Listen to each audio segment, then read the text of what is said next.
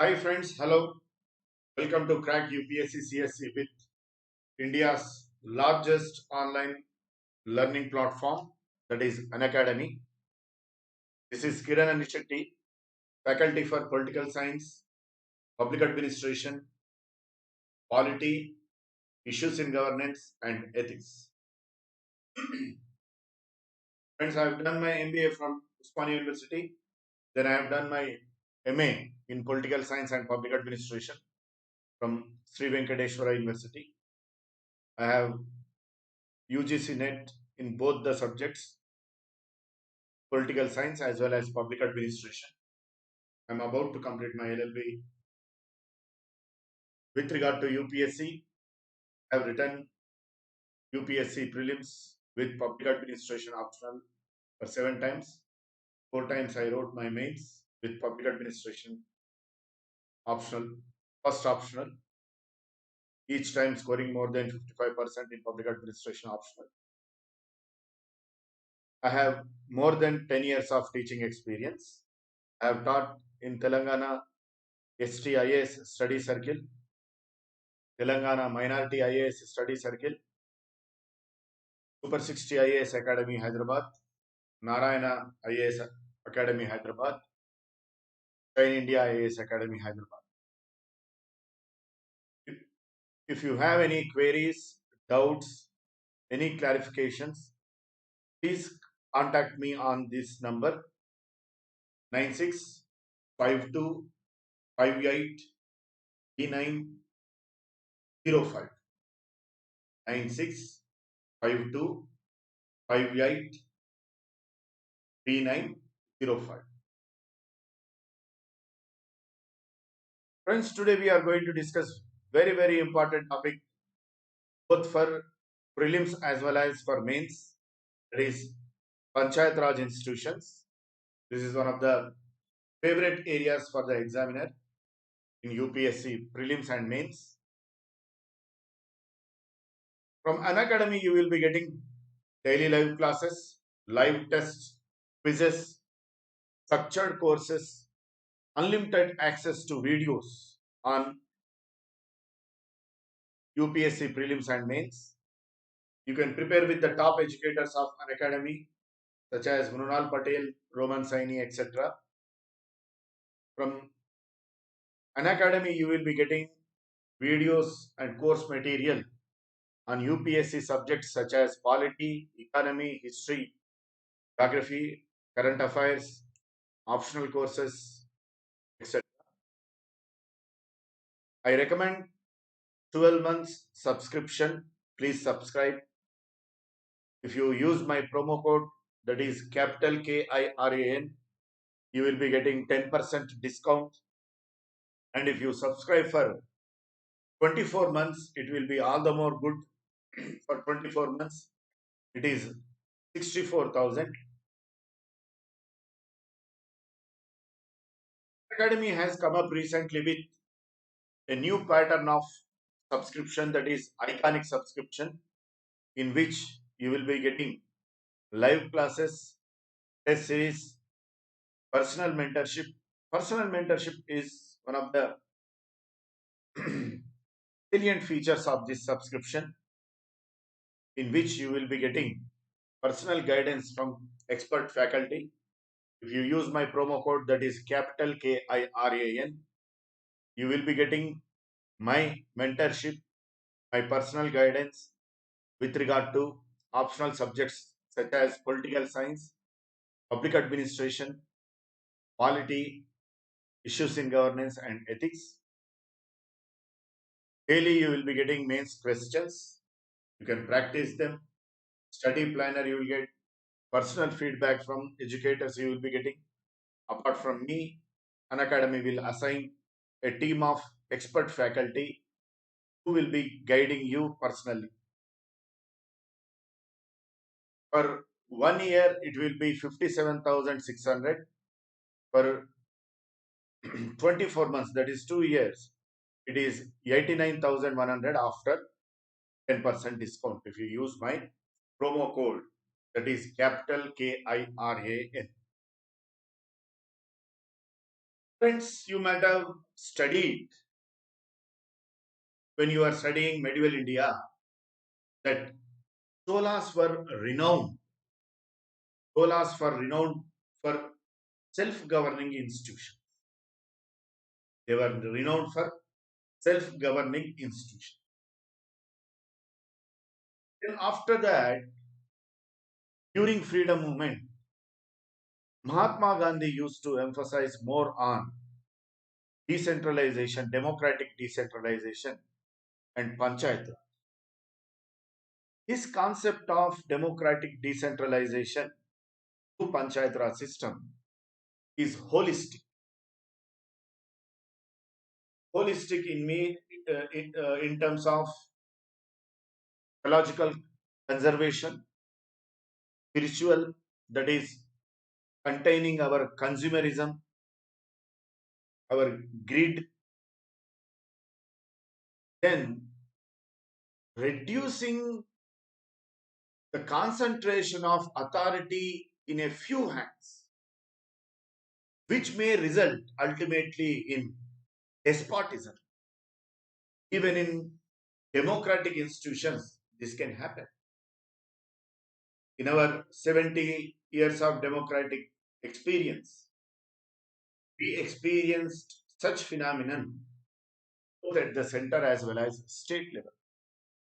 In order to prevent such kind of despotism, such kind of authoritarianism, Mahatma Gandhi advocated for devolution of powers and functions of the state provinces, that is state governments, from state governments to panchayat raj institutions. Hence, Mahatma Gandhi's philosophy of panchayat raj is holistic, covering environmental conservation, spiritual health, then preventing the concentration of authority, sovereignty of the state in a few hands. How it conserves ecology. In what way panchayat raj system leads to conservation of ecology?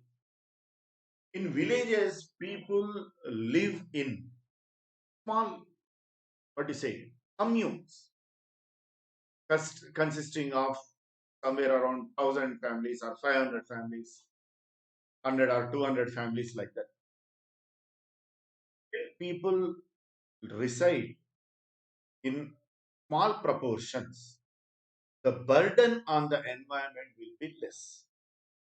For instance, if you observe flash floods, of course, they do happen in rural areas as well.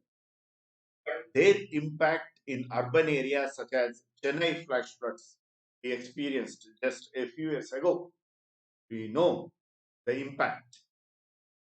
Flash floods, the impact of pandemics such as corona, which is more prevalent in metropolis. From metropolis, now it spread to villages. Apart from these aspects, burden on metropolis, which invariably leads to the destruction of environment, encroachment on nalas, tanks, rivers, pollution, pollution of river water, groundwater, noise pollution, emission of greenhouse gases. All these are invariable when people reside in large proportion. Yes, Gandhi used to advocate village living. This is how Panchayat Raj or village system, it conserves the environment.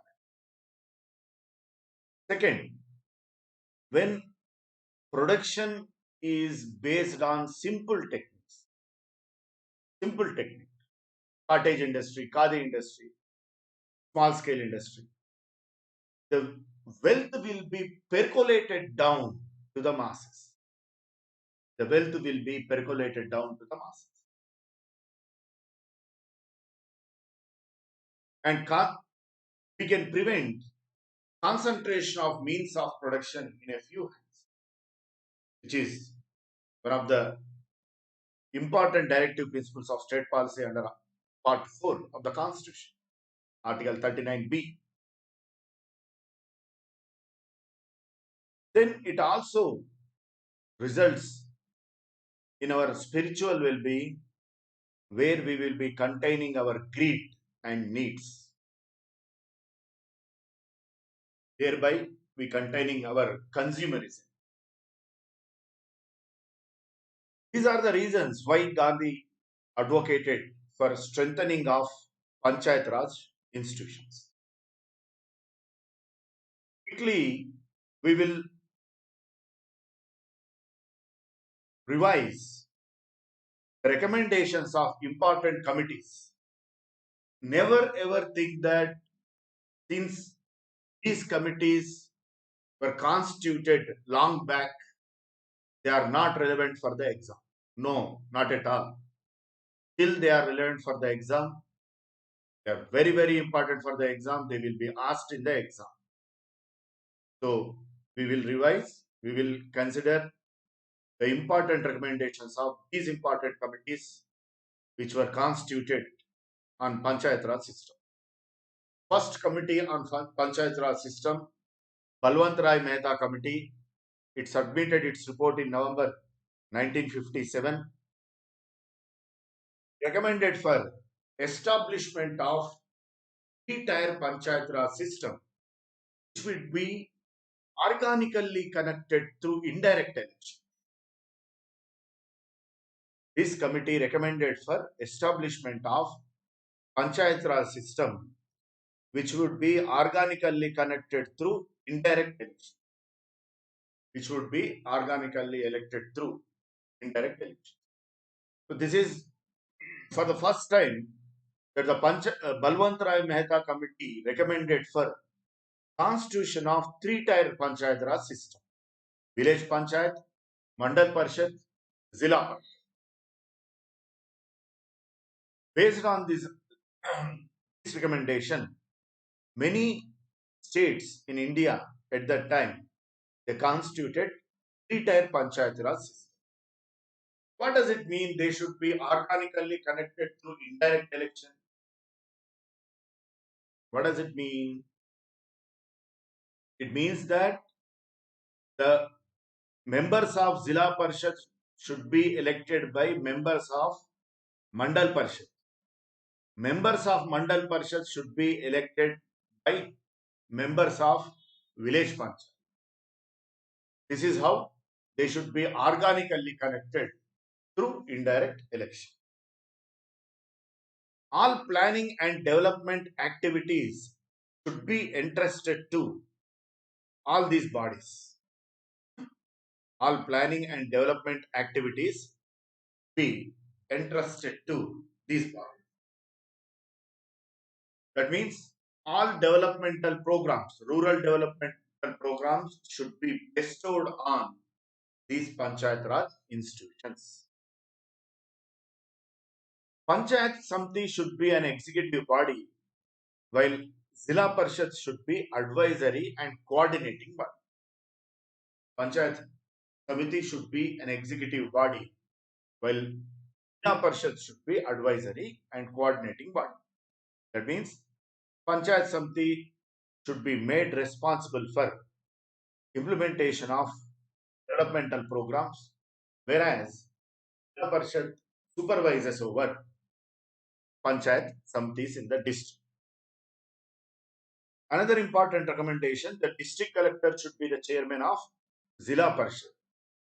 If you study the history of Panchayat institutions in India, before the commencement of 73rd Amendment Act, in many states, district collector used to be the chairman of Zilla Parishad. So this practice was initiated on the recommendations of Balwant Rai Mehta committee. There should be genuine transfer of power and responsibility. They should not be just for name's sake. genuine transfer of powers and functions should be there.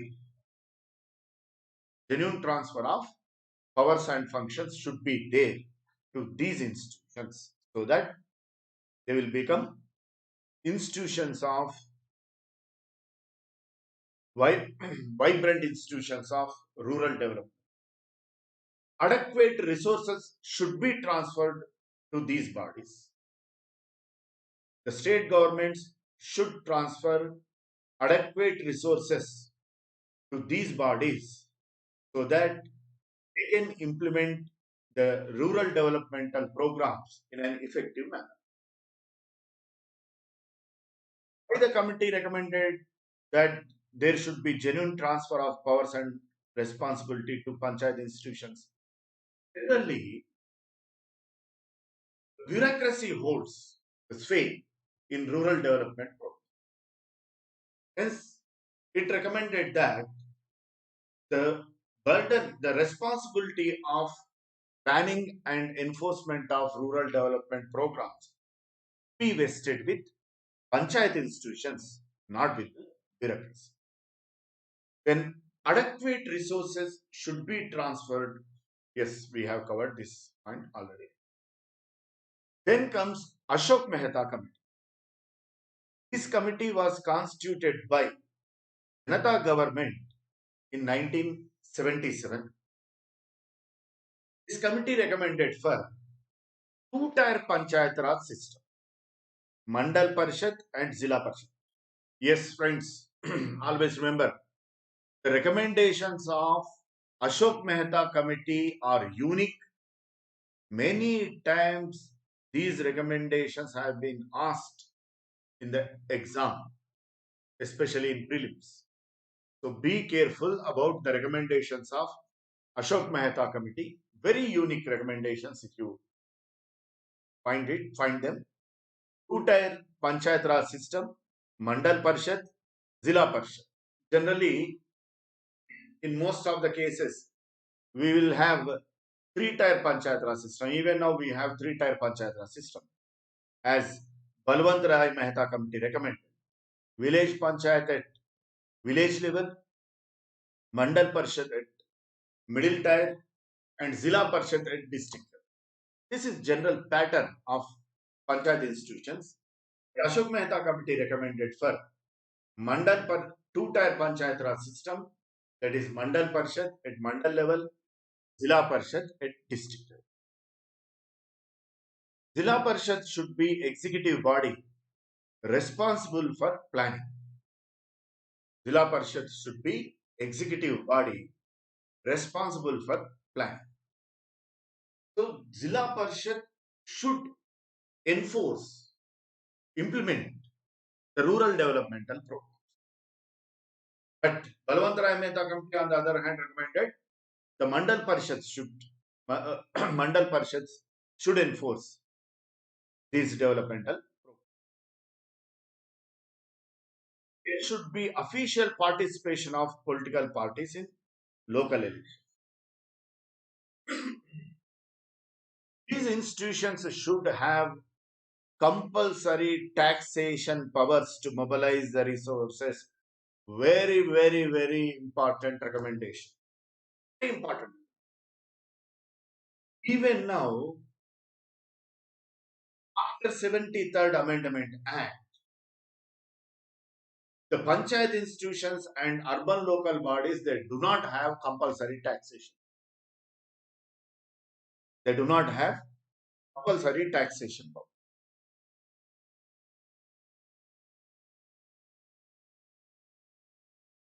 There should be regular social audit by committee of legislators and district level agencies. Both of them should involve in regular social audit of panchayat institute. Another unique recommendation. Voluntary organizations should play an important role in panchayat institute. Voluntary organizations should play an important role in panchayat institute.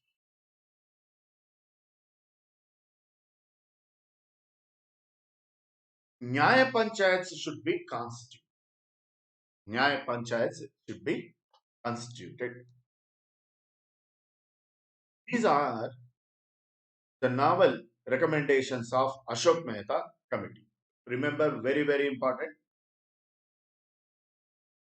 Then GVK Rao Committee, 1985, constituted by Planning Commission. The committee opined that the development process was dominated by bureaucracy, and the committee termed this phenomenon as grass without roots. Termed this phenomenon as grass without roots. Once, when we used to prepare for civils, in one of our prelims exam, it was asked, which one of the following committee termed this word grass without roots? So it is GVK Rao committee. What the committee meant to say that the developmental process, which was supposed to be spearheaded by panchayat institutions, had been hijacked by bureaucracy, by the bureaucracy. What will happen if it has been hijacked by bureaucracy? We know the bureaucratic tendencies, bureaucratic mindset, bureaucratic values and behavior, which are acting as stumbling blocks in the process of rural development. So that's why this committee termed this phenomenon as grass without roots. That means only for facade sake, we have developmental, rural development programs and policies, but they do not have proper foundation, proper rooting. Panchayat institution. Next, LM Shingvi Committee, 1996. This committee was constituted by Rajiv Gandhi government. The committee recommended that panchayat institutions should be given constitutional teeth. The committee recommended the committee recommended that panchayat institutions should be given constitutional teeth. They should be given constitutional status. Rajiv Gandhi government moved. This point is also very, very important in the exam. Can be asked which one of the following committees recommended for giving constitutional status for panchayat institutions. It is LM Shingvi committee. Rajiv Gandhi government moved 64th Amendment Act, but it was defeated in Rajya Sabha. Later on, PV Narasimha Rao government got passed 73rd Amendment Act. This act introduced Part 9, a new part, that is Part 9, and a new schedule, that is 11th schedule. 11th schedule consists of Article 243G, comprises 29 functional items. 11th schedule consists of Article 243G, which comprises 29 functional items. Part 9 consists of articles from 243 to 243O. Once again, I repeat, friends, the topic of panchayat institutions is very, very important for your prelims. These facts, apparently they look very mundane and simple, but in the exam, you tend to confuse in remembering these facts. 11th schedule consists of Article 243G, which comprises 29 functional items. Part 11 consists of articles from 243 to 243O. Then the other articles which are important in this topic we will discuss. 23rd Amendment Act enforced Article 40 of Part 4 of the Constitution. With passage of 73rd Amendment Act, Article 40 of Directive Principles of State Policy under Part 4 of the Constitution came into force. Article 245A deals with Grama Sabha. Article 245A deals with Grama Sabha. Very, very important. These sub-articles are very, very important. They can be asked in match the following. Very, very important one. Article 245A, Grama Sabha. Article 243D, reservation of seats. Grama Sabha, Article 245A, reservation of seats. Article 243D. Article 243E deals with duration of panchayats. Here, the duration of panchayat institutions will be 5 years. In case, just a minute.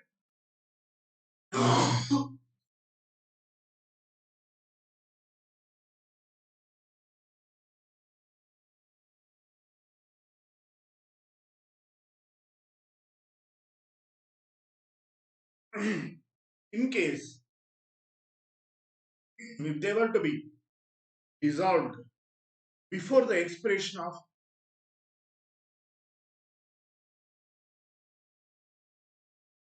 in case if they were to be dissolved before the expiration of their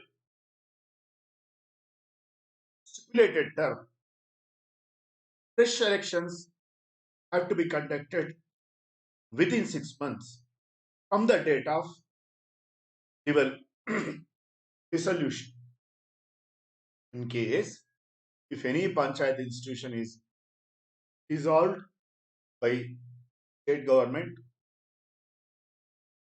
fresh elections have to be conducted within 6 months from the date of dissolution of that particular panchayat institution. Article 243E deals with duration of panchayats. Article 243G powers, authority and responsibilities of panchayats. Article 243G deals with powers, authority and responsibilities of panchayats. Powers, authority and responsibilities of panchayats. Article 243K, elections to panchayat institutions, and 243K also deals with State Election Commission to conduct the elections for panchayat institutions. Recently, this Article 243K is in limelight. Why?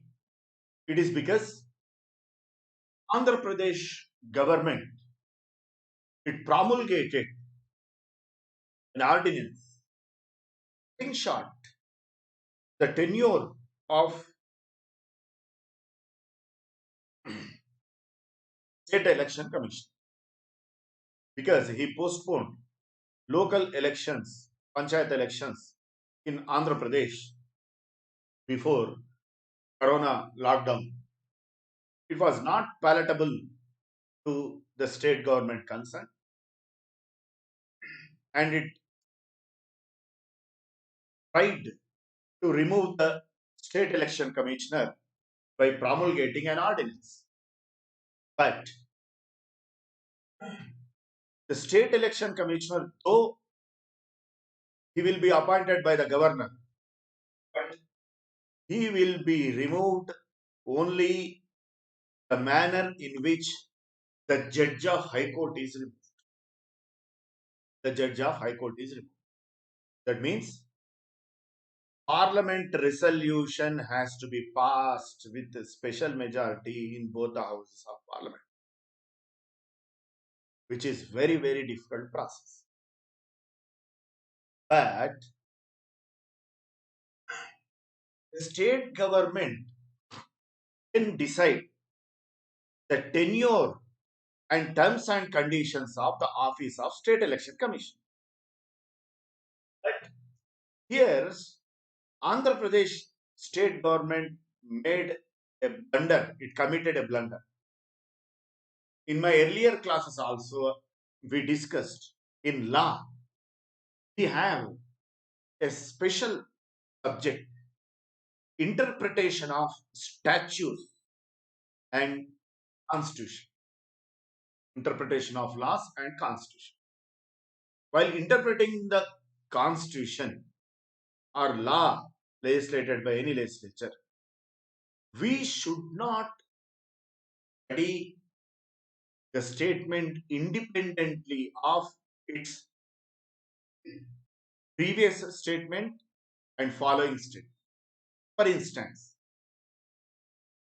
Article 75 Provision 2 says the Council of Ministers headed by Prime Minister will be in office during the pleasure of the President.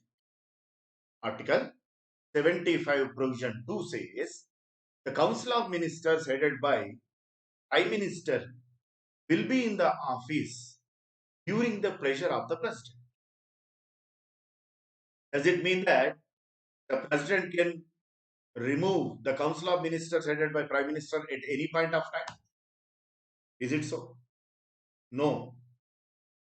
Article 75 Provision 2 should be read and interpreted along with Provision 3 of Article 75.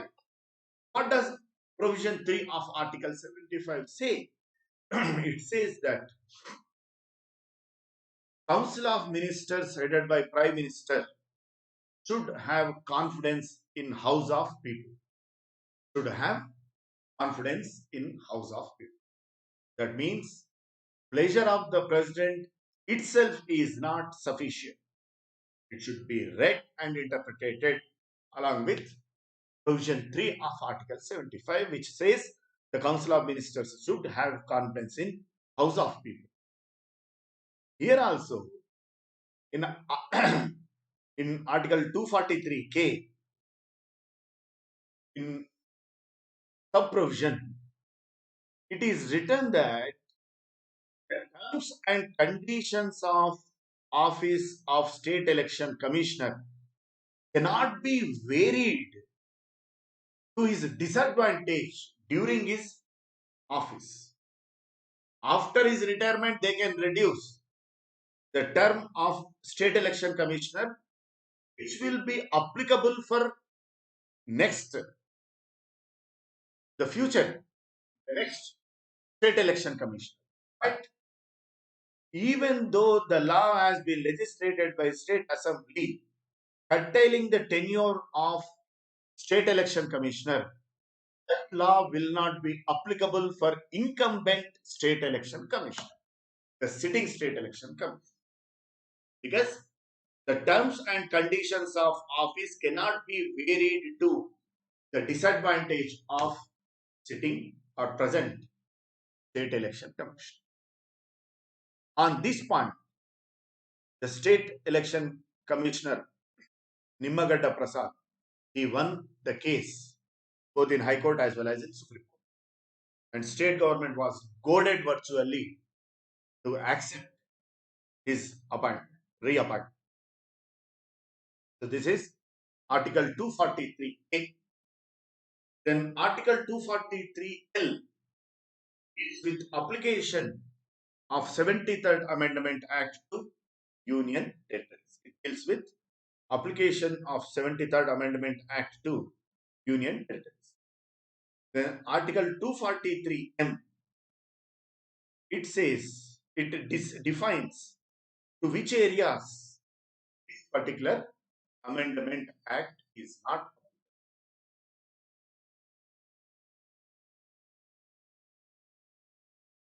Now, in a nutshell, we will discuss compulsory provisions and voluntary provisions of 73rd Amendment Act.